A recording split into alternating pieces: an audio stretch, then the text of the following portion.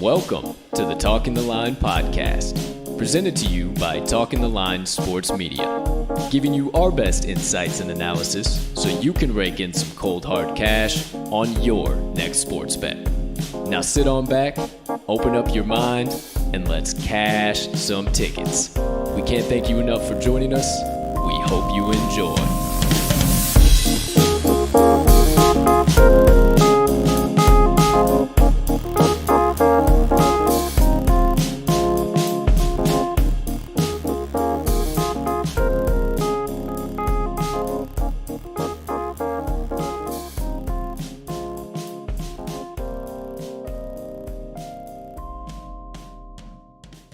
Good morning, good afternoon, good evening, ladies and gentlemen, degenerates and gamblers far and wide. Welcome in to episode number 46 of the Talking the Line podcast. Thank you so much for taking a few moments out of your day to come and kick it with the crew on this beautiful Thursday of bets. As always, before we talk some lines for you today, dive in deep to the action and value that we found across today's slates. Take a few moments to smash that subscribe button on whatever platform you are currently ingesting the TTL pod on, whether you're watching the live show or recording on YouTube or the audio version on your favorite podcast directory. If you could be so kind and you also have a quick moment, go ahead and hit that like button as well. Leave us a comment, leave us a rating. We can't tell you how much we appreciate it when you guys do. It only helps us improve and make this better for each and every one of you.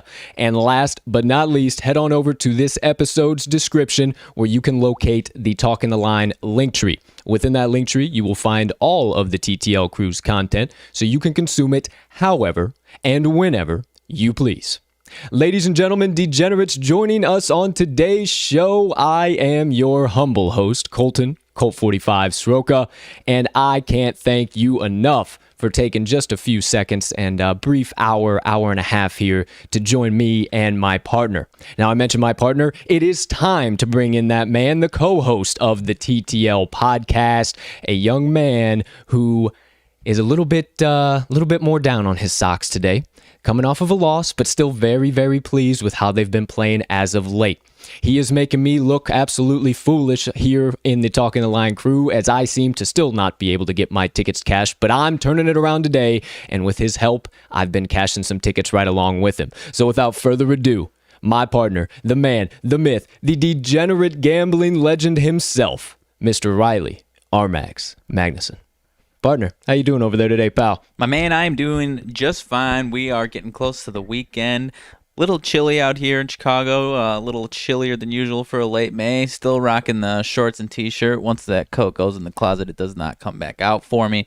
So just a little morning nip this morning, but I'm rocking and rolling, and I'm feeling good today. Hey, absolutely. I'm right there with you. Stepped out on the balcony this morning, had a little coffee, got some fresh vibes going, fresh winning vibes, if you will. I got to get back on the right track here. Hey, Connor Small, see you in there. No pressure whatsoever. We're going to have a loaded episode for you here today. Don't you worry, my friend. We are rocking and rolling. Okay. I see. So we got high expectations to live up to, but we do love them and model ourselves in some of them. So we appreciate you stopping by. Nonetheless, going through, as we are a full transparency show here at the TTL podcast, we always give you yesterday's recap. Now, I told you it was a little bit of a rough day for me. My partner's back on the winning side. Let me go ahead and let's rock and roll through yesterday's recap. So first things first here, partner. You had a beautiful day over there. The St. Louis and Chicago White Sox, which I said on the pod I was a little worried about, but I went ahead and rode it with you, cashed nice and well. The Dodgers' first 5 money line. You are the king of pushes on the first 5 this week, my man. Yeah, man. I don't know what's going on with these first 5s. Yeah. I think I could be wrong, but as far as first 5 money lines, that might be 4 pushes in a row. Sure enough, your Padres money line got it done in the 10th inning last night. A little sweaty. That was very sweaty, and me.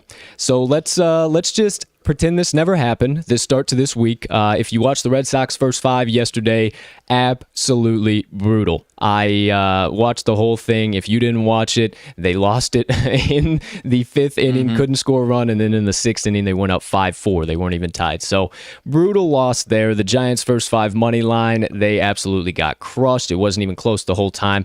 I don't know what the heck's going on, but I am here to tell you this.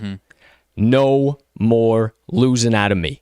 I ain't doing it. If you've been coming around the TTL podcast, the TTL newsletter, just been hanging out with us for the amount of time we've been doing this, you know I've been winning. You know he's been winning. You know this is just an anomaly. I am so flabbergasted that I have been losing like this. I don't even know what to say. With that being said, I have scoured today's lines. I have looked deeper than I have ever looked before, and I am ready to run some damn tickets to the window, hopefully for the first time this week. I am so doggone ready, I can't even tell you guys how much. I got to stop talking about it or else I'm going to let all my picks out already. The Wednesday Warriors special play. Sorry about yesterday's audio issues. We found out about that. You didn't hear it was the Grizzlies plus 9.5. Hopefully you didn't, and you didn't lock it in, and because it lost anyway. So rough day across the board. Moneyline Dice down to 1-2 on the week. So we're hoping to get them back to 500 tonight in the NBA. They're losing us some damn money, man. Yeah, it's rough. We recommend always playing the half units. However, as we always say, in the dice we trust, we have no qualms with them. We still believe. So they will be making their usual episodic appearance, and we'll have an NBA role for them to do tonight. Or, yes, for tonight's matchup. Speaking of the episode, we are doing the usual. We have a jammed-packed, loaded episode for you today. So we're going to do usually RMags best bets, as always. We got my best bets. He's got 2. I got 3. I'm getting a little bit risky. I have 3 that I'm going to give to you. If you've never been to a Thursday episode or read a Thursday newsletter, we are bringing in the Triple Play Thursday Parlay. If you couldn't tell by the name, that is a parlay with 3 MLB bets attached to it, and we both are all over this one today. We are ready to get back in the positive side on our special plays. We had been crushing them. It's time to get it done. It's time to get back on the right side. We'll also have that Moneyline Dice roll. You know the deal there. We'll give you our best rants and reactions for the second half of the pod. Got some juicy stuff to get into today, so make sure you stick around for that. And then I got a pretty solid message for you in my Motivation Minutes, something I've been thinking about for a while, bringing into one of my Motivation Minutes, and something that I've carried with me for a long time. So I cannot wait to bring that to you. That, it, as always, is at the very end of the pod. So stick around for that as well. But for now, just a quick reminder, be sure you follow myself at cash_with_Colt on the Action Network. Follow at RMags, all capital, and follow the Talking the Line page at Talking the Line. As always, you'll get all of our best bets up to the minute, everything locked and loaded, and you will be able to run tickets to the window with us all day long. So make sure you follow us on there. You can see all of our previous records, all that good stuff, to know that we're not lying about we have been winning, or I have been winning, rather. Check the records, check the stats. Still doing good. I'm not all the way down. Just wanted to get all that out of the way before we dive into it. And with all that being said, cut the drama, cut the nonsense, no more banter. It is time for everybody's favorite segment of the Talking the Line podcast, and the segment that gets us started every single day. It's time for the crew's best bets of the day. As always, my partner gets this segment kicked off. As always, he showed up at the TTL production studios this morning just geeked up. He said, partner, I went 2-0-1 last night. I'm back in the green. I'm back in the black. We are looking good. I found some more value today. I'm going to stay away from the MLB plays for my card, and I'm diving deep into NBA. I got some serious value for him. So I guess you're just going to go ahead Without and further give it ado, to him for me, I guess. Not a chance. Without further ado, he's got them all. He's got the plays. Partner, you have the floor for your best bets of the day. I appreciate it, my man. Like you said, I've got 2 plays today, and for the first time in a while, I've got 2 NBA plays, NBA only action for me tonight. First play coming out of the Bucks versus Heat game, I've got the Bucks -1.5 on the road. Milwaukee's found their offensive stride here against Miami in Game 2 there. Giannis was incredible, but the bench of Milwaukee made the difference between a close game and a blowout. I think there may be a little bit of regression from that bench, but I still believe they have the depth advantage over Miami in the bench department. Bryn Forbes is a large factor for that point. He was non-existent in Game 1, but then came into Game 2 and shot the lights out, scoring 22. That was no fluke. The final game of the regular season versus Miami, he did the exact same thing, scoring 21 points in 21 minutes, very similar to Game 2 the other day. Miami, on the other hand, cannot seem to find their offense, as has been their bane for the entire 21 season. Milwaukee seems to have the defensive recipe to keep them off the scoreboard and under 110.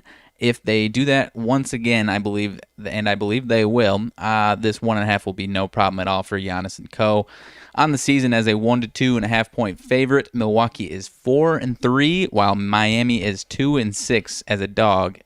From 1 to 2.5 points. Seems like people are still a little wary on this matchup because they think the 2020 Heat are going to show up, but I'm not buying it. I got Milwaukee all night. Their offense is rolling, and I think the bench is what puts them over the top. It's not even necessarily the key factor. I think that's really the key factor to make this a no sweat, no brainer. I think Giannis can do this on his own, really. But all in all, I think there's too many factors to steer me away from Milwaukee.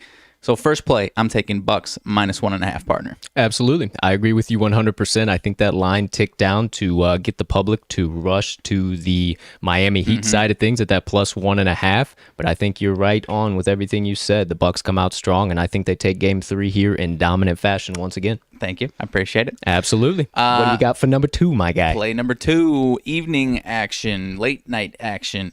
Nuggets versus Blazers. I am taking the Blazers -3.5. Portland is playing very well towards the end of the season. Over their last 9, including the first 2 games of the playoffs, they are 7-2 straight up, 6-3 ATS. The Blazers offense struggled in Game 2's loss. However, over the last month, whenever they are held under 110 points, as they were the other night, their offense bounces back, scoring at least around 117, upwards of 140. Because of that, Portland is 4-0 ATS last 4 games following an ATS loss. The Nuggets have struggled recently on the road versus teams with winning road records. Struggle on the road versus teams with winning home records. In these matchups between the Nuggets and Blazers over the last 6, Portland is 5-1 ATS. 5 of those are here in 2021 season. Lastly here, Yusuf Nurkic did not contribute very well in Game 2.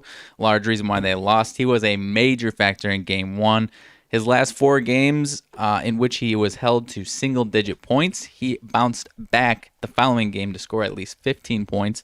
If the Blazers can get a solid contribution from him, and I think they will be on their way to another win and cover. This offense is just a little too hot for me to pass up. Like I said, whenever they have a little stumble like they did the other night, they bounce back, and they bounce back big. I'm also a little interested in that over, but I'm seeing some money that's steering me away from that, so I still like the Blazers here.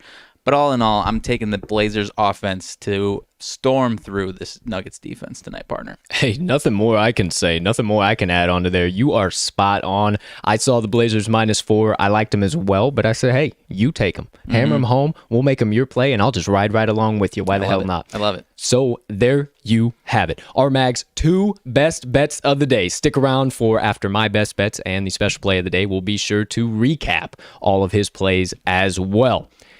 Now it's time for the second half of the TTL crew to give you his best bets of the day. That would be yours truly, and it is time for my best bets of the day. A little bit of a tongue twister for you there to get things started, but told you right there at the top, I got 3 picks coming at you today.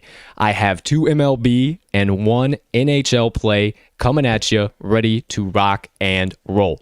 For the first play I am taking today, I am going to the matchup between the Philadelphia Phillies and the Miami Marlins, and I am taking the Miami Marlins full game money line. Let me tell you why, my friends. Spencer Howard on the mound for the Phillies and Pablo Lopez on the mound for the Marlins. Howard has only pitched 4 games, and he has not gone over 3 innings in all 4 of those starts. It's a pretty solid bullpen day for the Phillies when Howard finds himself on the bump, getting the start for the Phillies. In his last start, there were 6 pitchers that saw the mound. In the start before that, there were 4 pitchers that saw the mound, and the opposing team absolutely mashed them all game long. Howard on the road this year has had 2 starts. He's pitched only 3 innings on the road, gave up 6 hits, 4 earned runs, 5 Ks he's had, and 2 walks allowed. He has not played very well, and both games on the road that he has started, the Philadelphia Phillies lost. Now, Pablo Lopez on the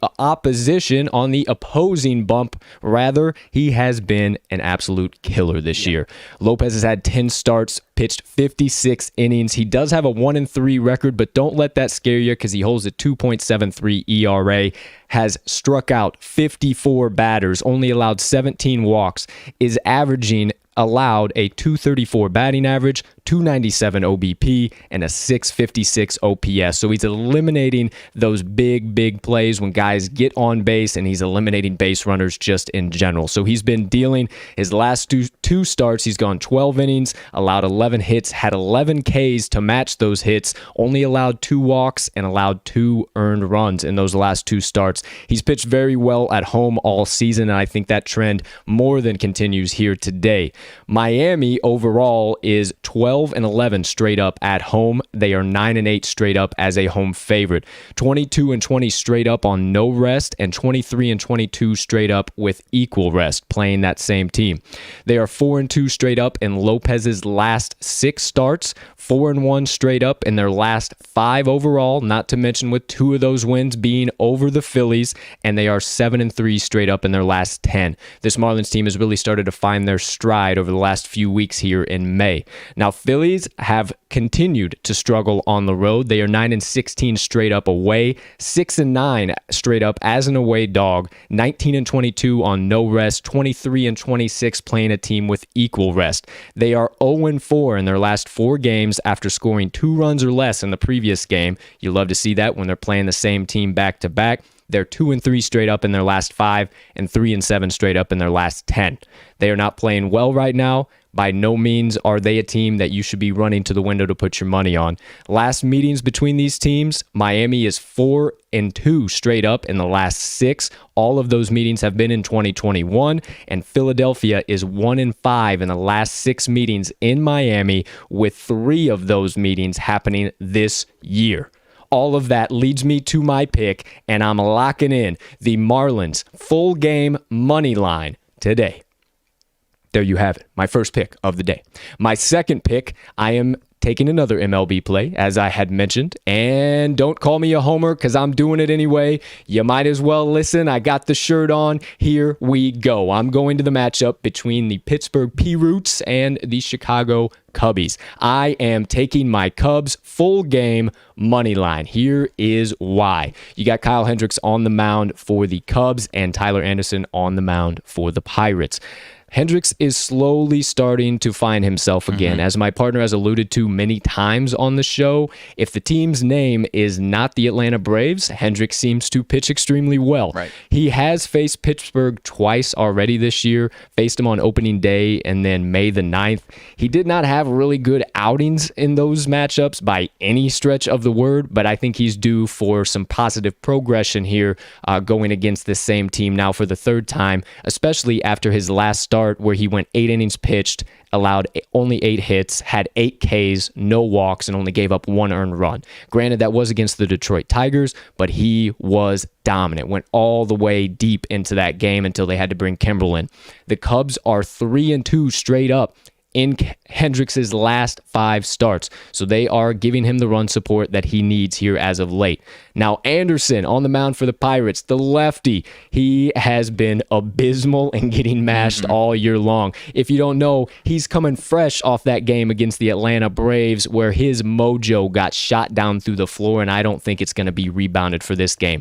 Against the Braves, he only pitched 5 innings, gave up 10 hits, had 7 Ks, allowed 2 walks, gave up 9 earned runs, with 3 of them being home runs. He has been throwing meatballs, and pitchers, or opposing offenses rather, have been destroying him all year long. Now the Cubs against lefties have been pretty solid. They've actually had some success against Anderson so far this year in 2 meetings. They hit him around pretty solidly, nothing too crazy to write home about, but they do handle it well. But what I'm really looking at is the Cubs over their last 10 games against lefties. They're averaging batting average of .319, OBP of .367, and a 6.95 runs per 9 innings. They are destroying the ball all over the field against left-handed pitching, and I don't think that stops here today. The Cubs are 4-1 straight up in the last 5 versus Pittsburgh, and 7-3 straight up in the last 10.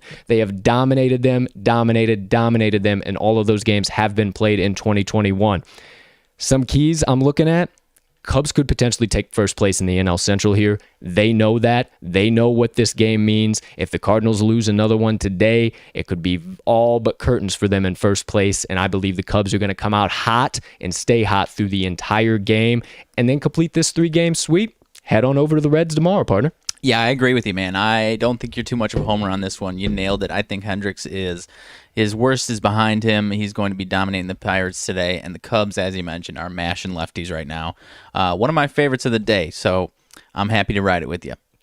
Absolutely. Before I dive into my third pick of the day, want to say thank you so much, Sage, for stopping by. You the man. We love you. Thank you for always having our back on the Twitter sphere and growing right alongside with us every day. And Nick Aiello, you're damn right. The Packers suck. One of our good friends from college, if you all didn't know that. So good to see you here too, Nicky. Appreciate it, dude. We're fighting. Appreciate the life, the love, my friend. So we will get back to it. All right, for the third pick of the day, just wanted to stop by, say what's up to you guys. For the third pick I am taking today, told you it was going to be an NHL matchup, and I am buying high on home ice advantage today. I am taking the Nashville Predators money line against the Carolina Hurricanes. Now, you might tell me I'm crazy, and I know I kind of feel crazy. Carolina is the by and away better team here in this matchup. They have been great all season. They have won the last 2 matchups before this. However, we get to go back to Nashville.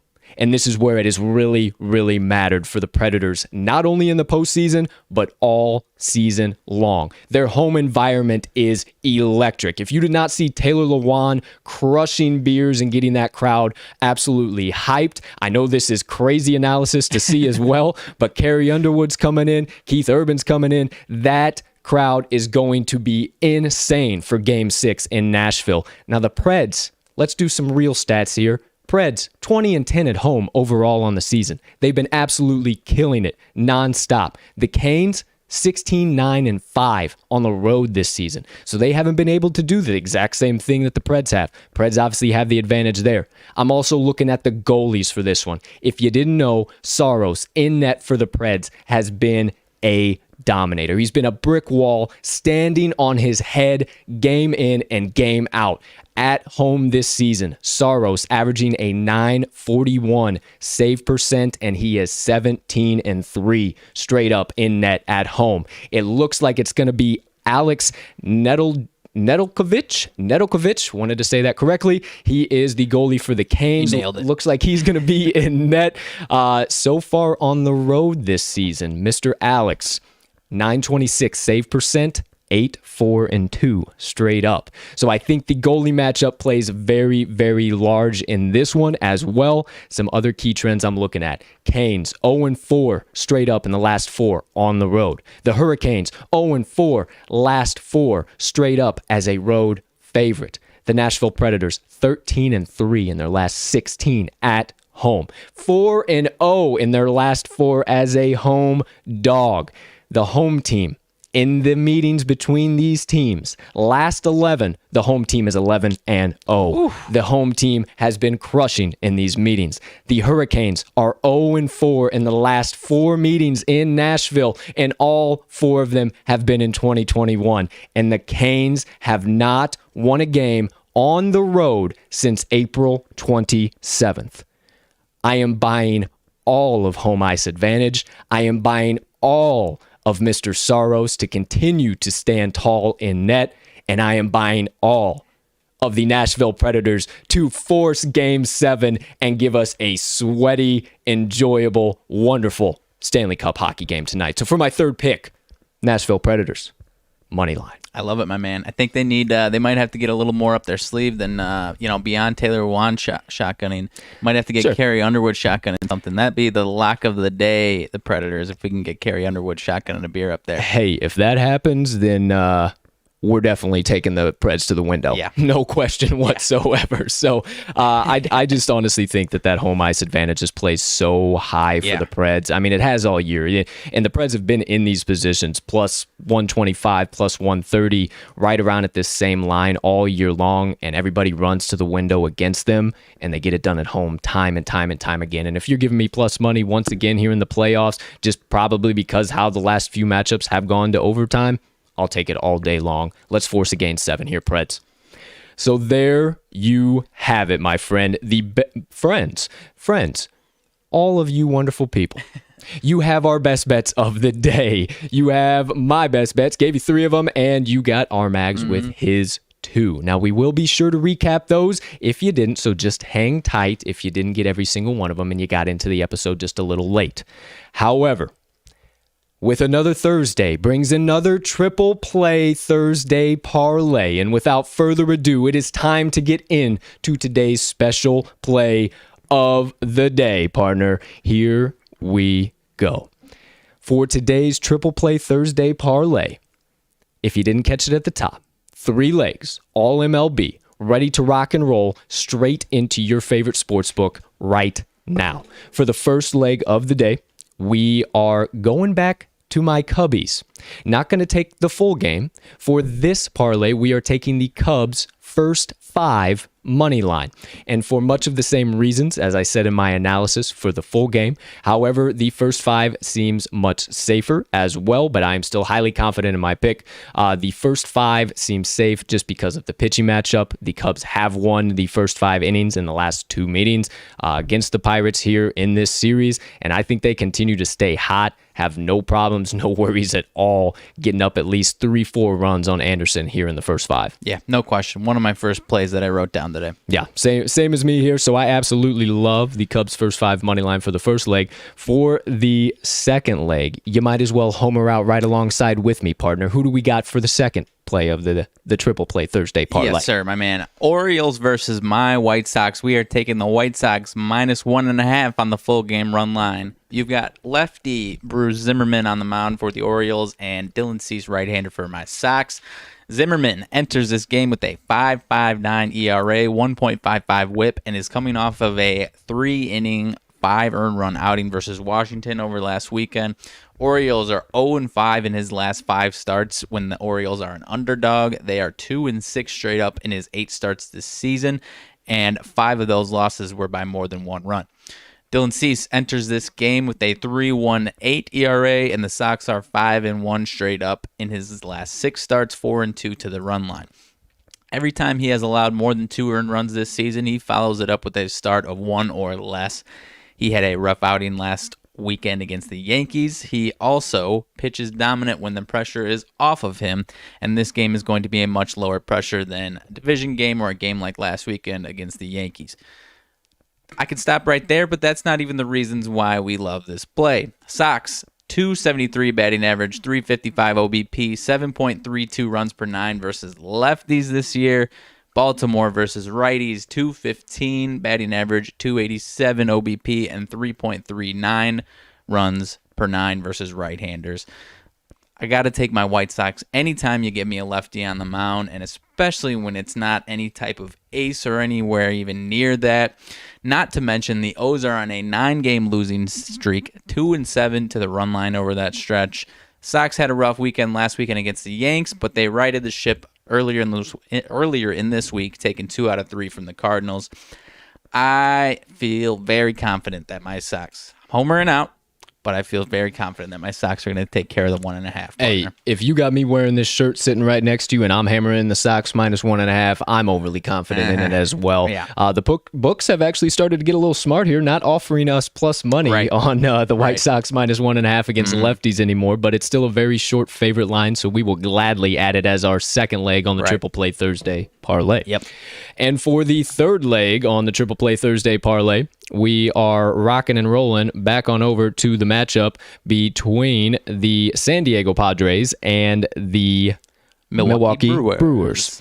The San Diego Padres first 5 money line is going to be our selection in this one, and it pretty much comes down to me, partner, this pitching matchup here. Yeah. You got Ryan Weathers on the mound for the Padres and Adrian Hauser on the mound for the Brew Crew. Now, Hauser has been absolutely brutal this season. There's been one game out of his, let's see here, 4, 5, 6, 7, 8, 9 starts that he has not allowed at least 2 earned runs. Every other one has been 2 earned runs. 2 times he let up 3 earned runs, and then another time he let up 6. So teams have been mashing him, and that is not something that you care to see against a red-hot San Diego Padres offense. Now, on the opposite side of the bump, you have Ryan Weathers on the mound for the Pods. Ryan Weathers has been murderous all season long. As a matter of fact, in 10 starts this year, he's only given up 5 earned runs, and he spaces them out when he does give up the earned runs. So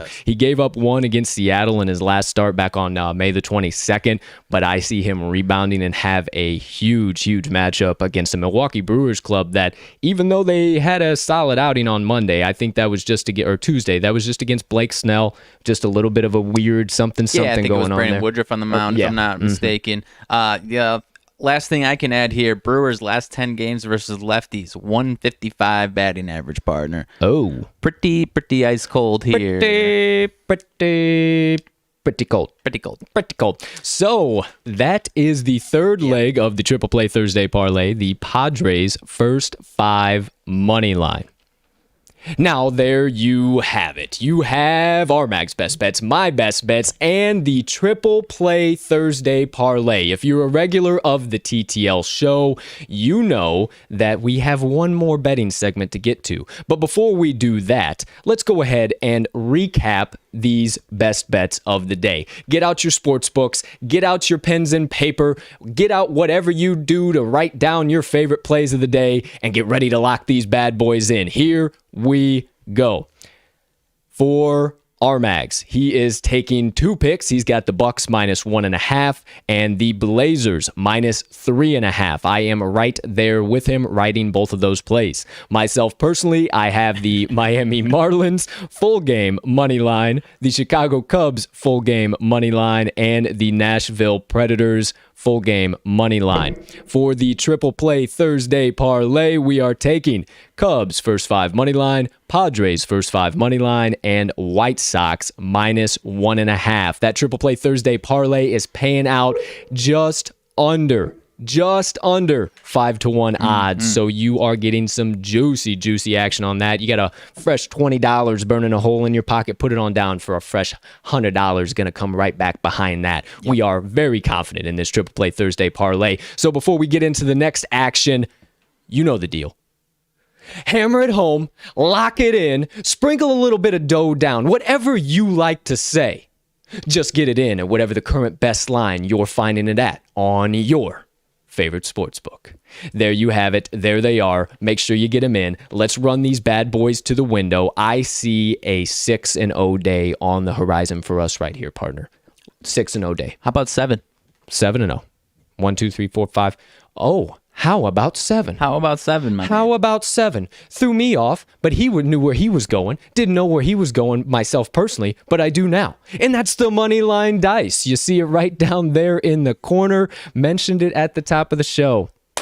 rough loss last night. Yeah, tough one. It was not really that close at all, Panthers actually. plus 1.5. I actually sprinkled a little half unit on the Panthers money line. Liked them to force a game 7, but they couldn't get it done. It was not close at all, 4-0. So Do we need to have a talk with the dice, or what's going on here? It's funny you say that, as today's matchup is going to be between the Phoenix Suns and the Los Angeles Lakers that we are rolling for. The total, or the spread rather, is set at ±7. Yep. Now, we looked high and low, and this one was the matchup that we believe the dice can get right on. So without further ado, it is time for many of yours favorite segment of the day, the Moneyline Dice Roll. Let's get after it. Dice. Here we go. Now, Dice, hold on. I gotta talk to you here for a second, okay? So, been a little bit of a rough outing. Been a little bit of trials, tribulations we've had to go through here. We're 7-12 overall on TTL podcast. Partner me over here would really enjoy if you guys could just start cashing some tickets for us. Let's figure it out. Let's figure it out, huh? Okay, so they heard me. They're ready. We got it. They're ready to rock and roll. Let's get these dice out of the bag. Let's get these beautiful babies ready to rock and roll. All right, the home and away dice have met the table, and the ATS Moneyline dice have met the table. Maybe we need to switch it up. Roll the Moneyline ATS dice first instead of the home and Whoa, away. you're a risky fella. Huh? Whoa. Huh? I mean, I'm down with it. Got to switch Let's up see the what we juju. do. But Gotta switch before up the we juju. get into today's roll, you see the carrying pouch, you see the dice. They're absolutely an amazing product, and we don't just bring them on the podcast because they're one of our partners. We love these dice. We've been using them actually before we partnered with Moneyline had 'em Dice. first. We had them first, and then they saw how much we liked them, and we started a partnership. So we absolutely love these guys. If you want your own Moneyline Dice or any of the other awesome merchandise that they have on their website, go ahead, head on over to moneylinedice.com. You can actually find the link down in this episode's description.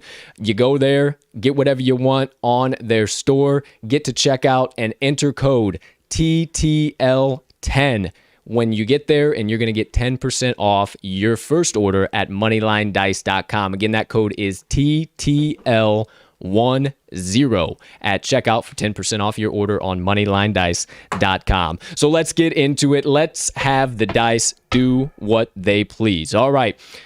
I'm going to go with the words of my partner Got here. to switch up the juju. We're going to Come on, switch up dice. the juju, and for the first roll, we're just going to shoot blind, Moneyline or ATS. Now, let me preface it here real quick for you. In case you didn't know, the Phoenix Suns are coming in as the away team, coming in as plus 240 underdogs right now, and spread line of +7. And the Lakers are coming in as the home team, obviously, right around a minus 300 favorite, and obviously -7 on the spread. So there you have all of the details behind the matchup. Let's roll for it. Now, Dice, are we going ATS? Are we going money line? We don't know, but they already do. And they're about to tell us in a 3, in a 2, in a 1. Money line. We are going money line. Knocked out my headphones there a little bit with the dice. All right. All right. So we got money line. Is it going Now, to be some juicy odds, or is it going to be... are we eating the shit out of the chalk? Yeah. Here we go. What do we got? Home or away? Money line dice, let us know in a 3, in a 2, in a 1. The away team. The away team. So, partner, go ahead. Make sure you tell the kind folks that just watched the Moneyline Dice Roll exactly what that one is, the away money line, and I'll be sure to go and show them. Go for it. That is going to be the Phoenix Suns. Apparently, that's breaking news that Chris Paul is totally fine. He's got no shoulder issues, according to our dice. He had some issues in Game 2 and at the end of Game 1, obviously getting a little injured. But the dice apparently believe you're all good on camera there, partner. Dang. These dice apparently think Chris Paul's going to be A-OK, and he's going to help these Suns take over the 2-1 lead in this series. Gonna have to go ahead and ride with the dice. I was torn on this matchup, but apparently Chris Paul's all fine and well. The dice have spoken! Apparently Chris Paul is fine and well. Apparently it is the night for the Suns to get back their lead. It's 1-1 now, but according to the Moneyline Dice, it will soon be 2-1 in favor of Phoenix by the time that game is over tonight. So if you want to run this ticket to the window, I highly suggest you hop on board with the Moneyline Dice. Don't get too crazy, just a little half unit, but we still believe the Phoenix Suns Moneyline for today's Moneyline Dice roll of the day. Thank you, Dice. Thank you, Dice. Thank you, Dice. We will see you on the next episode. We appreciate you stopping by. So, folks, now you really have it. You, for real, have RMags best bets of the day. You got my best bets of the day. You have the Triple Play Thursday Parlay, and now the Moneyline Dice have laid their pick out. Get ready to cash some doggone tickets. We ain't looking back. As my partner just said, 7-0 day on the horizon, my friends. It is absolutely looking gorgeous. Gorgeous out here on this wonderful Thursday of bets. Now, if you are one of the kind degenerates and gamblers that just stopped by the Talking the Line podcast for some picks, a little bit of analysis, and some banter in between those picks, thank you so much for stopping by. It's about time to get into the second half of today's episode. However, we appreciate you stopping by. Let's cash some doggone tickets today. Don't be away for too long. Y'all come back now here. We got more money to make, and we got more sports books to bankrupt. So don't stay away from us for too long. We're going to be here to keep hammering home winners day in and day out, Monday through Friday, 10 a.m. Central Standard Time. So degenerates, have a spectacular rest of your day. We will see you on the other side. But for you that stay around for the second half of the Talking the Line podcast, it's time to ease it on back a little bit. Kick it down into first gear. Not be up so high tight about all the analysis and numbers and everything going on, but more of some straight hot takes and what we think about is what's going on in today's sporting world. With all that being said, without further ado, it's time to get into the second half of today's show with today's Rants and Reactions. Oh boy, oh boy, oh boy. Got some interesting stuff to talk about, my man. We got some seriously interesting stuff to talk about. There has been some interesting news happening all week, and I think Wednesday might have just produced the most noteworthy stuff yet. Yeah. So kicking things off here, partner, let me get first paper out of the way here. Oh, look at that. How about that? Stuck right on the edge. My paper stuck right underneath another paper and stuck right on the edge of my end table here. Pretty doggone sweet how I just did that. Wish I would have been recording that camera from that angle. However, let's get some things started here. First things first, after we hit stop streaming yesterday, some great news came out that all week, actually. that we would have absolutely loved to be able to talk about and react to. I'm going to have to check my phone to make sure we don't have anything else. Yeah, no kidding. Give you a little bit. But came out that there is going to be another celebrity golf match or athlete golf match, whatever the heck you want to call it. More news coming out. We'll see what happens. But it came out. Aaron Rodgers and Bryson DeChambeau taking on Tom Brady and Phil Mickelson. Very excited about this happening again. Always love to see Phil play in some of these celebrity matchups. What are you feeling? You got your boy out there with old DeChambeau. Yeah, I wish it wasn't Bryson. I mean, Brooks Koepka got in on the action, chirping at Bryson a little bit after Sunday's weird post-tournament interaction. But, I mean, if you're going to make me take a side, of course I'm going to take my man. The dude can golf. I mean, I'm sure Tom Brady's no slouch. He's been doing it for a while himself. But, I mean, I know Aaron Rodgers is a solid golfer. And, you know, if Phil's, I guess it probably is going to end up being the Phil versus Bryson that is the decider in this one. But, yeah, I'm excited. Some people kind of roll their eyes at these things, but for whatever reason, I enjoy the hell out of them, if I'm being totally honest. Oh, I absolutely love them. Anytime there's like one of the Tiger and Phil things, or when there was the Phil and Charles versus Peyton and Steph, like that was absolutely electric. Right. I mean, Phil gets in some type of a different frame of mind when he does these things, and he gets so cocky and so like, we'll just give him that one. Yeah, it'd be all right. We'll give him that one. So, we'll like, do this. Cool, calm, and like nonchalantly cocky. I know. So he is an absolute legend when he gets into these. So I too am actually looking really forward to it. I would I don't know. I'd have to oppose you. I think I'm going to give the advantage to Brady Phil. I actually, first thing that popped into my head was that episode of Peyton's Places, if you haven't seen it, where Peyton and Tom Brady are dunking in golf shots in Jim Nance's backyard, where he has number 7 or number 8 of Augusta recreated. Yeah, I don't know which one it is, but it's Oh, well, we just had somebody join us here on set. Son of a bitch, might as well just say it. Don't know how the hell that happened, because usually she's locked up. But Miss Matilda, my 2-year-old cat, decided to join us here on set today. So if she hops up, you might see her. She's usually locked up. I don't know. I think she grew opposable thumbs and figured out how to get out of my bedroom. I am so flabbergasted to even see her out here right now. That is blowing my fucking mind. I just heard her. But either way, let's carry on with today's rants and reactions. I'm sure you would like to talk about this a little bit.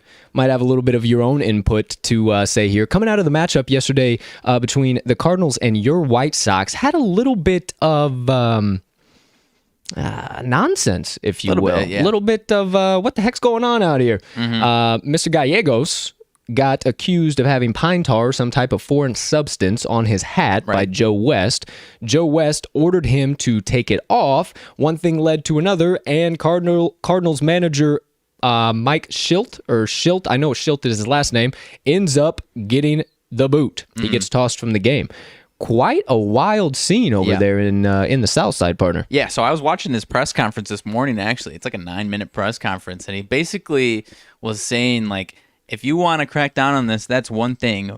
But if you're going to do that, then we've got to go way deeper than this. This is barely cracking the surface. You've got guys with stuff in their gloves, clearly touching their gloves. They don't even want to go like this how they used to. Right. They got shit all over their gloves and hands now. Right. And, Gio Gallegos was funny. Apparently, he was just like, I just like the hat, man. Like...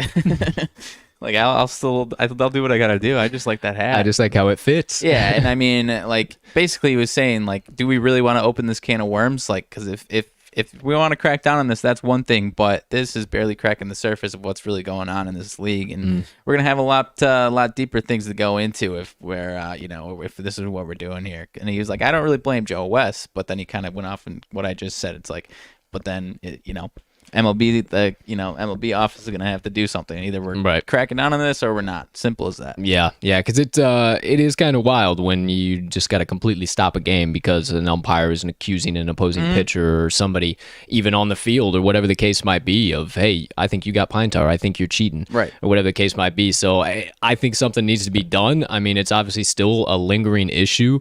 And maybe you might want to look into it with how doggone good some of this pitching has been this year. I mean, pitching. That was the other part that he was saying. The spin rates. They're insane, dude. To already have have we gotten 7 yet? 7 no-nos? Or still at 6? It's 6. Either way, I mean, that's crazy. That's absolutely crazy to have 6 in the first 2 months of the MLB season.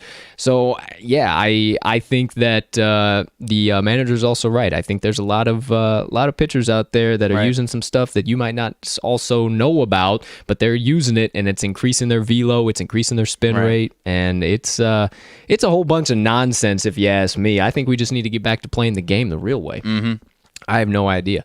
But speaking of nonsense, moving right along, had some serious nonsense happen in the game last night in Philadelphia. If you didn't see it, I'm sure you have by now, but the Philadelphia 76ers were playing the Washington Wizards. Russell Westbrook got injured on a play, was clearly upset, was clearly not thrilled that he was going to have to leave his team and go to the locker room. And as a fierce competitor that Russell Westbrook is, I completely understand. As somebody who was an athlete in the past, when you're in a playoff atmosphere game like that, now granted, I've never been in an NBA playoff atmosphere, but tensions run high. Stuff's going to happen. That's the way it is. Now, you shouldn't have to protect yourself from a fan dumping popcorn on your head when you're walking into the tunnel to go back to the locker room. How he reacted, how it took 10 guys to hold him back from jumping up in those bleachers and stomping a hole in that boy's ass, fully on his side. Yeah. I 100% accept it. And Big Cat actually said something pretty funny.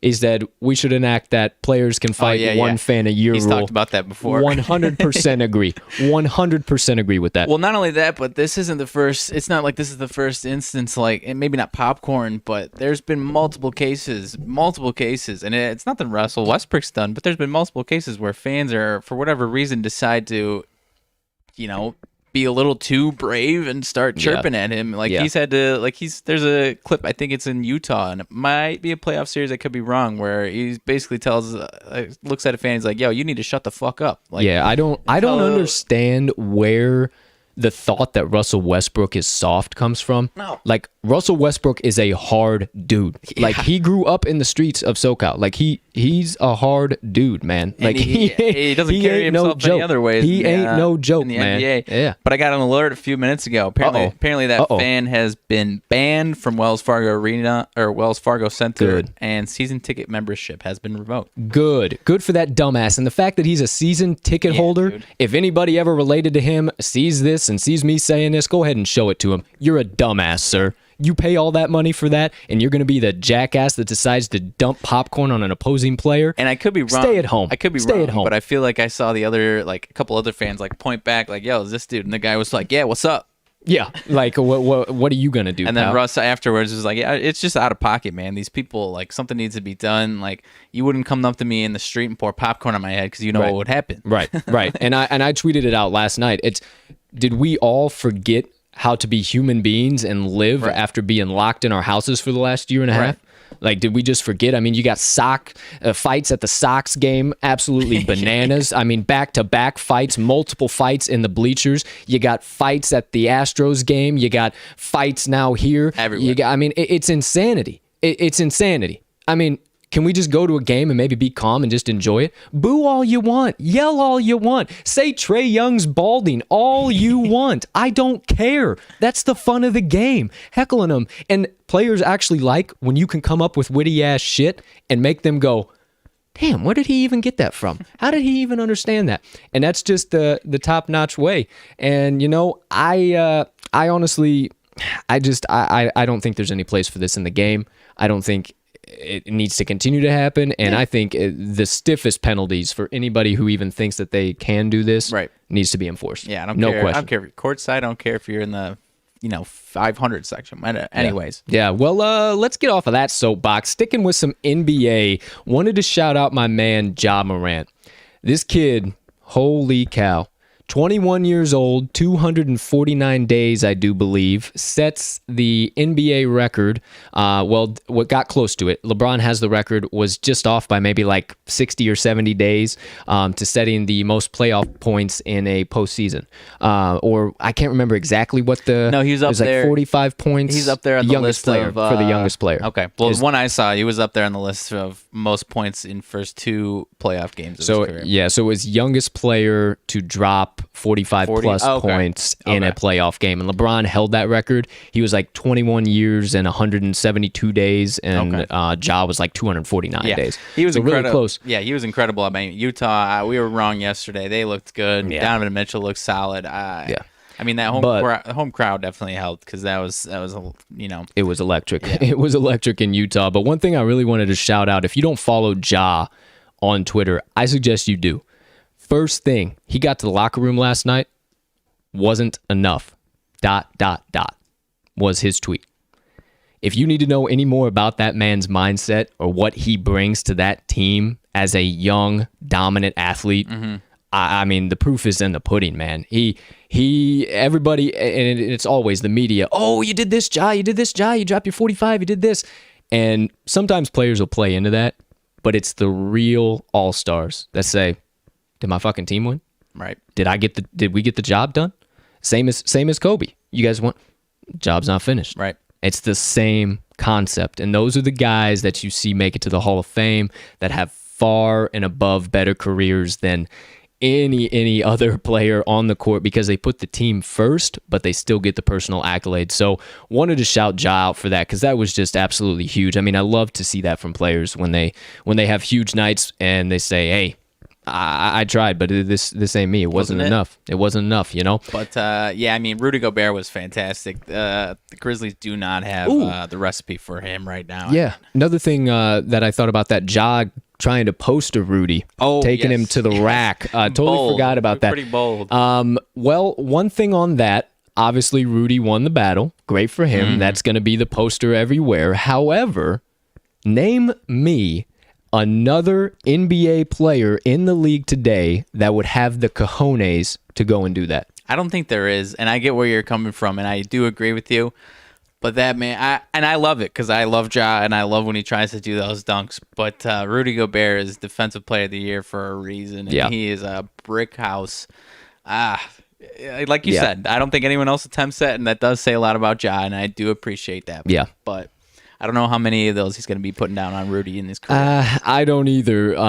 But yeah, you can watch tape for days on opposing offenses that when they drive in and they see Gobert right in the middle of the paint, they turn around, go back out above the key and kick the ball out. And then somebody else will drive in, Gobert moves in, they go back out, kick the ball out. I mean, you can watch tape on it all day long. Yeah, so the fact that Ja had the cojones to even take it to his face, that says a lot about his character as well. That's absolutely huge. A lot of fucking confidence. Absolutely. Already kind of hit on it, but Philly absolutely rolled over the Wizards last night, which even more adds insult to injury to the whole Russ situation. Like, just lose with some dignity. I mean, what or win with some dignity. Yeah. Like, what is your issue, man? For real.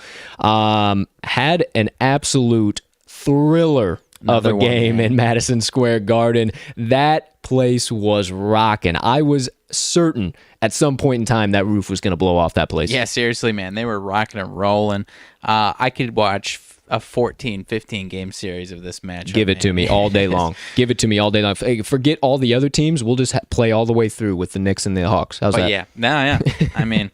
But yeah, you got it written down here. But these Knicks fans are acting like they just won the damn title, though, man. Yeah, so we're going to have to slow the roll there a little bit. I get that it's the first playoff win in 8 years. I totally understand that. You know, the whole go New York, go. I get it. I understand. Bang the music. It's your first win. I totally understand. But shutting down 7th Avenue last night because we got our first playoff win and we're tied 1-1 in the series with the Hawks. The first round series. In the first fucking round, I think we might want to pull back those reins. Just a little bit, boys. Just a little bit. I love the energy. I love the vibes. It's definitely going to pay dividends for your team going forward. But we now got to go to Atlanta for a couple of games. So just remember that. And they long road ahead. They can take care of business at home. Yes, they can. They have proven it time and time again all season long that they can take care of business. Maybe you don't know, but are they going to be full capacity in Atlanta? I want to say so. We have some friends that live down there. Dave, I'm pretty sure the last time I talked to him, bars where everything was completely open, everything was wide open. At least, I would 60, 70, 75%, if not 100% capacity. So it'll be definitely interesting to see what happens when this matchup hits Atlanta. The Jazz, even the series, we kind of touched on that home crowd paid huge dividends for them all night long. I mean, they were rocking just about as well as the MSG crowd was rocking. So, I mean, every single shot that was made, that whole stadium just got up on their feet. Everything just huge. Yeah, and they got their man Donovan Mitchell back, so they were hyped for that. So.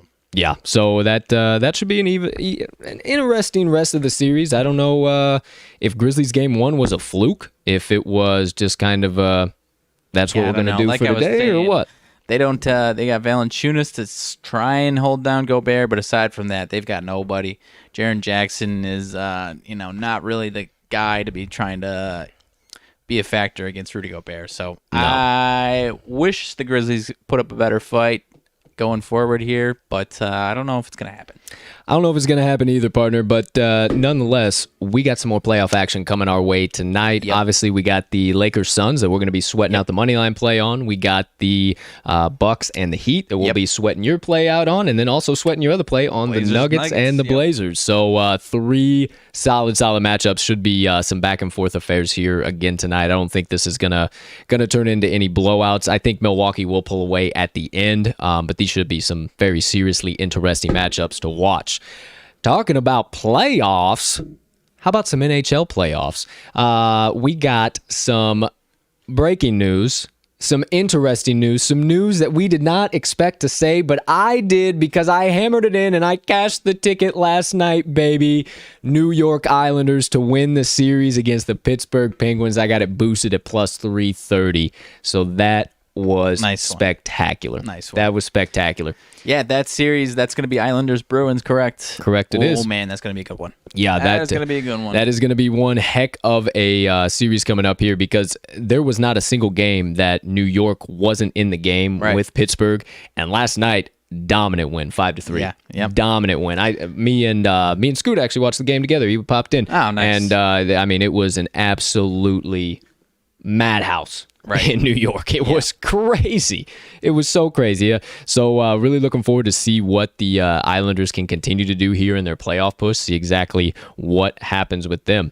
Wild Vegas going to Game 7. The Minnesota Wild did last night what I envision the Predators doing today and keeping it a really tight matchup till the third period, sticking a couple goals in the back of the net. Moving it on to Game 7. Yep, let's get on with it. I mean, I think that's going to be Friday, tomorrow night, if I'm not wrong, Wild Vegas. Yeah, I'm pretty sure you're spot on there. Not much better than NHL playoff Game 7, my man. Yeah, nothing better at all. And when it comes to how these games have been already this season, goodness gracious, or just this postseason, just Stanley Cup. I mean, there hasn't been one bad one yet. So stay locked in, stay tuned in. These are just going to keep getting better. I mean, you got the two matchups tonight. You got the Leafs and the Canadiens and the Hurricanes and the Preds. So nothing crazy on tap tonight, but the Hurricanes and Preds should be another star-studded matchup that you'll want to watch. I mean, just fast-paced up and down the ice all night long. And you're right, partner. The Islanders and Bruins finally set, ready to rock and roll. And then we officially have the Lightning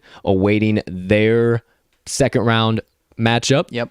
Either it's going to be Carolina or it's going to be Nashville. But I believe we're going to find out in Game 7. We ain't going to find out tonight. Colorado's still hanging tight, seeing who's going to win Game 7 between the Golden Knights and the Wild. That's and then you got key rest there. Yeah, and then you got the Winnipeg Jets, who have been cooling and booling after a 4-game sweep of the Oilers. They're still waiting to see what comes out of the Toronto Maple Leafs and Montreal Canadiens. So we'll see. I think we get that one wrapped up tonight. I think we do as well. I mean, Toronto's got the 3-1 series lead right now. The Habs at one point in time look like they might be able to get this done, but I think it's all over but the crying for the Habs here tonight. So there you go. Some NHL action coming in live and in prime time. We got some good matchups coming tonight, so suggest you tune in there as well. These NBA and NHL playoff matchups have been more than electric if you haven't had the opportunity to watch them. So I highly suggest that you tune in. You got anything else here breaking, partner? Yeah, a little bit. Congressional bill introduced today that would allow college athletes to form unions, be considered employees of their school.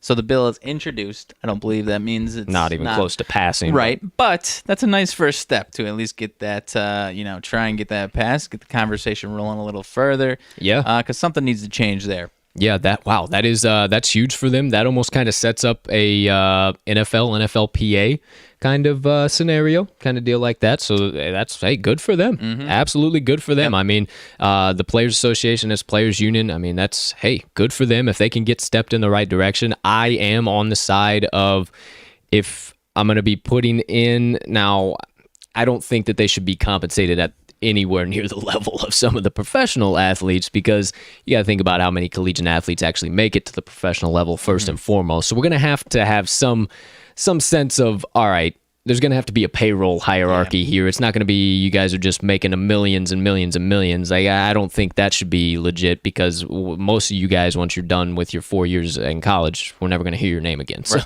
I would find myself on the fence that, I think that they should be paid. I think they should be compensated for their efforts. At least their name and likeness. That part of it is criminal to me, honestly. Yeah. Maybe not criminal, but borderline, because, they make boatloads. It's the top ones, the top schools, they make they make ass loads of money for their schools, and they see nothing for it half the time. So yeah, 150%. I totally agree with you there.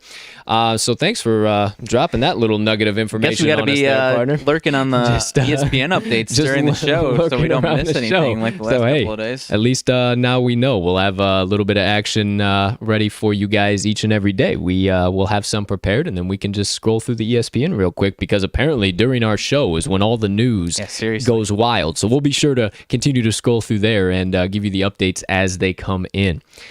Let's give you a few of some TTL news and updates before we wrap up these rants and reactions. Oh boy, ladies and gentlemen, we have been struggling hard with some technology and some internet here over the last few days. We were trying to get Twitch rolled out maybe by this week, potentially next week. We'll see. I know we kind of been teasing it just as far as some gaming, some gameplay, some like afternoon, midday bet check-in, see if we like some line movements, anything else that's popped into our heads that we really like that we didn't say on the pod. Just some different stuff, and we'll be sure to tell you what we're going to do. It's not going to be something random. You won't know what's happening, but ran into a few technical difficulties and glitches, have much faster internet than what I'm actually getting delivered right now, and gotta love Comcast. Can't get the technician out until Sunday. So we'll keep battling along for right now. Internet's good enough to keep us live streaming on the tube without any glitches, any issues, so we'll obviously keep coming to you live and in prime time here. Partner, anything else that popped into your head, anything else you can think of as far as TTL news updates, anything we got? I don't think so. Okay. Well, one final thing I wanted to let you guys know. I know a few of you have been huge fans of the Fan Question Friday. Well, guess what? We're going to bring it back now that we have the live chat available in YouTube. During these Rants and Reactions segment, we'll go ahead while we're talking about stuff. If you guys just want to toss some general questions in there, whether it be about bets, the topic we're on, whether it be another topic that we forgot to hit on, that's another hot take type of deal, whatever it may be, just drop them in there. We want to connect with you guys. I mean, you see us in there every morning, say good morning to you guys. I mean, we are not trying to be man in the high castle and looking all down at you guys. We want to connect with you guys. We're part of this community, and even though we do this professionally, we do take this extremely seriously, and we do this as our career. We still love connecting with you guys, and we love every single time that you guys do reach out. It just gives us more opportunities to build relationships with each and every one of you. So appreciate that. Be on the lookout for that. Probably coming tomorrow. We'll have that live chat open, ready to rock and roll for tomorrow's episode. So that does it for today's Rants and Reactions, the hottest news, the hottest takes from the TTL crew, and everything in between. If you haven't stopped by an episode of the TTL pod before, we like to end the show a little differently than maybe some of the other sports gambling shows or sports shows that you've seen out there. And that is with some Colts motivation minutes. Now, if you don't know, pretty self-explanatory by the name, but I'd like to take just a few brief minutes to give you some thought, some perspective, whether that be a quote or a message or whatever the case might be, just a little something to get you kicked in the tush for the day and give you a little something you can take with you for the rest of the day. When things get to be too much, you can come right back to it and hold on to that lesson to help carry you through each challenge and obstacle you might face. For today, ladies and gentlemen, I said, hey, partner, I got a good one coming up. I got visual cues for today's motivation minutes, ladies and gentlemen. Visual cues for today's motivation minutes. I've been thinking about this for quite some time, and I didn't know exactly how to roll it out because I wanted to do it in this way, and being live on YouTube finally afforded me the opportunity to be able to do so. Okay. So here we are for today's motivation minutes. Now, the first thing that I wanted to rip out is this book. This book is called Mindset. You can see it right there. It is by, the lights are a little bright on it. It is by Carol S. Dweck, last name D-W-E-C-K, Carol S. Dweck. And this book is all about, the main concept she writes about is the fixed mindset versus the growth mindset. Now, the fixed mindset, you are going to be the same your entire life. You are programmed a certain way. You can't learn anything new. And you may think that that sounds kind of crazy, But unfortunately, that's how a lot of us live our lives. And I've said it many times before, but as the old Eagles line goes, so oftentimes it happens that we live our lives in chains and never even know we have the key. And that key is unlocking this growth mindset. And the growth mindset tells you that you have the ability to learn at any given point in time. You have the ability to add to your repertoire. You're always a work in progress. You never don't have the ability to conquer any challenge or obstacle that is in your path with the growth mindset. Now, also, I brought along something in the middle of the book, a nice little graph here, a little something. So you see two little faces. We got some little arrows and stuff. So one side is the fixed mindset, and one side is the growth mindset. And I wanted to share with you some of the things here and kind of use them to think about how you go throughout your day, how you would handle a specific situation, what type of mindset, and be honest with yourself. What type of mindset do some of your thoughts fall into here? And then I just kind of wanted to leave you with that, let you guys check out Mindset. Actually, the first book that I ever read in my entire life, cover to cover, was this book. And I come back to it from time to time. It is an absolutely amazing book. It was referred to me by one of my college classmates in one of my senior year classes, and have hung on to it ever since. So let's get into it a little bit here. It says right up at the top, Carol S. Dweck says, when, where, and how will I act on my new plan to invoke the growth mindset, is what she is referring to there. And she said, regardless of how bad you may feel, chat with your fixed mindset and then turn it in to the growth mindset. And when you succeed, don't forget to ask yourself, what do I have to do to maintain and continue the growth? Now, she tells you to print out this page and stick it somewhere that you can see it all the time, and that's important. So with the fixed mindset, it is thought that intelligence is static. You can't learn anything new. It's pretty much fixed. It's pretty much the same. It's not going to ever improve. You are at a baseline, and that's all you have the ability to. This leads to the desire to look smart, and therefore the tendency to avoid challenges, get defensive or easily give up, see effort as fruitless work or even worse, ignore useful negative feedback, and feel threatened by the success of others. If any of those might have hit you in there, and if you had a little feeling hit you in the gut when I might have said one of those, you might be dealing with a little bit of a fixed mindset. And some ways that you can adjust that and change that into a growth mindset with those exact same things. A growth mindset says that intelligence can be developed. I can always learn more, I can always become better than what I am, and I can always add to my repertoire. This leads to the desire to learn and grow, and therefore the tendency to embrace challenges, persist in the face of setbacks, see effort as a path to mastery, learn from useful criticism, and find lessons and inspiration in the success of others. So you see some of the differences there, and they're very, very simple differences between a fixed and a growth mindset, and you might not even realize that you are operating under the guise of a fixed mindset. And one thing I want to challenge you guys to do is, if you're not a book reader, maybe download the audio version, maybe look in through a few things, or maybe just type in Carol S. Dweck, fixed versus growth mindset, and see some of the things that she talks about in there. I know I kind of hit on some of the key points, but to be able to channel that growth mindset is really going to set you up for success in any situation you find yourself in. No matter what you face, you always have the ability to learn how to do it. Point in case, once again, G4 classification to talk about this. I had no idea how to use YouTube or OBS Studio. No clue. Still ain't a whiz at it, but I can run a live stream YouTube show. I could have had the fixed mindset and said, I've never learned how to do this. I didn't go to school to be an IT guy. How in the world am I ever going to learn OBS Studio? But I said, you know what? Let me learn what I know from in the past. Let me do a little bit of research. Let me find this video into that video to read this article. And then look where we are now.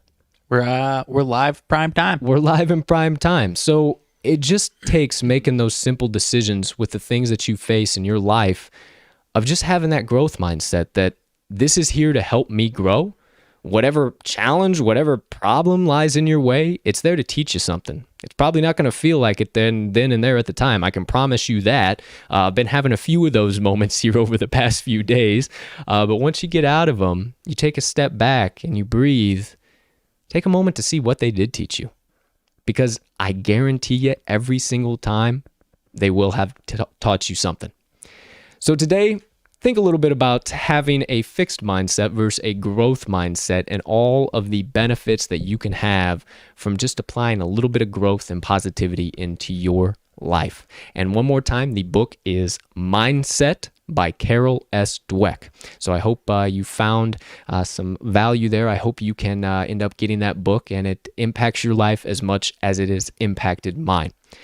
Ladies and gentlemen, that does it for my motivation minutes for today. Any thoughts there, partner? Don't typically ask you that. Anything you got? I mean, sometimes I chime in. No, I like it, man. I definitely, I don't think maybe I'm a little too high on myself, but I don't think I have too many of those fixed mindsets, at least on a daily basis. Maybe with some small stuff. Probably with some small stuff. Small stuff that it's not as, And that's the kicker that you say that. Because with those small things, if it's bad in those small things, it's only for a matter of time before it starts bleeding into those big things. Sure. So, and it goes back to everything that I talk about. If you can implement it at such a small scale and on a small level, it's only going to pay dividends into those bigger things and bigger obstacles in your life. Yeah. I would say I need to use more of my free time to, use that growth mindset and seek out ways to grow. That would be where I would... It takes discipline. That would be my own personal takeaway from that. Yeah. It takes serious discipline because especially with what we do, it's so easy just to, after we've been grinding all day long, shut off the brain, let's watch some sports, cash some tickets. That's about it. Right. And taking those few moments and times to be able to seek out something to help you grow is always great.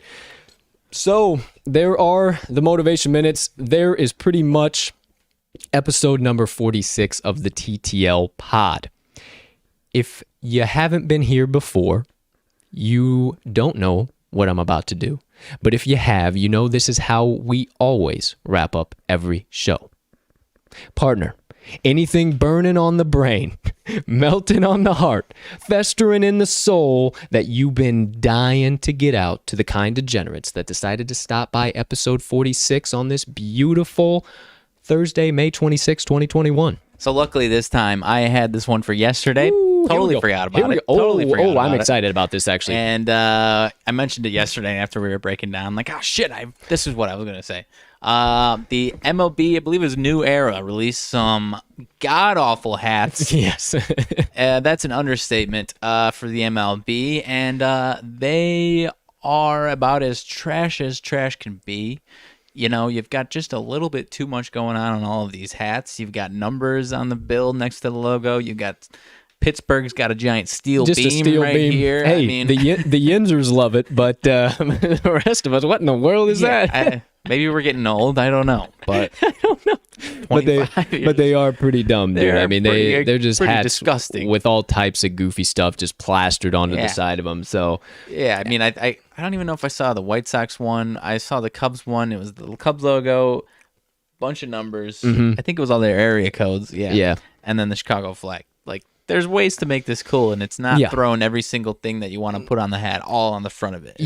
Or all around the hat, just everything that is in relation to that city. Probably not the best idea. But here's the thing, partner. I looked at you, and I always like to say this. At some point in time, there was a meeting of the minds, right? A round table affair, if you will, and one young man or woman looked at another young man or woman and said, "Yep, that's it. That's the one. Lock it in. That's it. That's what we got to do." And I just don't see it. I don't see it. But these big companies, I don't think it's just one person being like, "Yeah, that's it." It's got to be a whole line. Line of people like, "Yeah," or a whole room full of people. You know, that's a good idea. Maybe someone like us just isn't man enough to speak up and be like, "Hey, man, those are fucking disgusting." Maybe that's why we don't work in corporate America and Maybe. we work in front of a camera. Maybe, because then we get to tear them apart for it. Absolutely. I guess, but Absolutely. But hey, thanks for bringing that in, Yeah. man. I'm glad you said something about that because that was hilarious when we had that moment after the Yeah. pod yesterday. So if you don't know what we're talking about, check out some of those new check era out some caps. of Those hats. are They're gross. so freaking goofy. I can't even begin to explain it to you guys. So there it is. RMags has wrapped it up for us, gave us that little last nugget of information to take with us about our days. I hope it helps you just have a little chuckle every time you think about us talking about those hats. Yeah. A whole episode, absolutely killer show, my friend. Think we did all right here. No audio issues today. I made sure to stay on top of everything, stay locked and loaded into where we are. Like I always say, it's only us. There's no production studio, so I am running the whole show from my laptop, as well as giving you analysis from my laptop, as well as running all of the equipment from my laptop. So it's all us. Yep. All us right here. So if you guys could be so kind, as a reminder, please smash that subscribe button. Hit that like button if you enjoyed the content we gave you today. Leave us a comment. We absolutely love when you guys do that. Rating, if you're listening on Podcast Directory, whatever the case might be, we just can't tell you guys how much we appreciate you, appreciate your following, your support.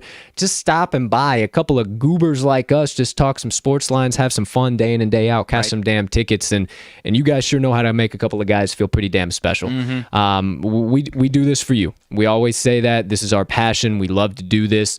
We would do this for $0 for the rest of our lives if we could, but we got to make some money at some point in time here. So with that all being said, make sure you hit all that. If you're looking for more TTL content, more TTL social medias, all that good stuff, as a reminder, hit the link tree in this episode's description. It's the first link you're going to see there.